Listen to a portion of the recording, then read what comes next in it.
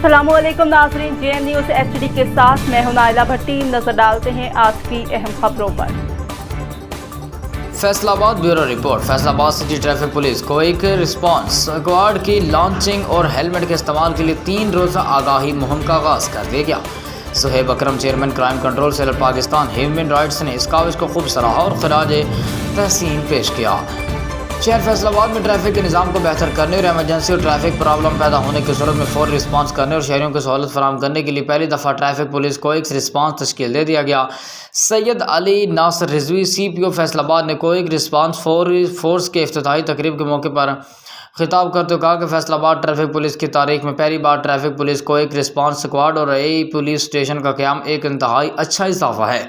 सी police station AF के जरिए criminals का रिकॉर्ड आइंदा ट्रैफिक स्टाफ भी चेक करके मुतल्लिका पुलिस स्टेशन को इतला कर सकेंगे।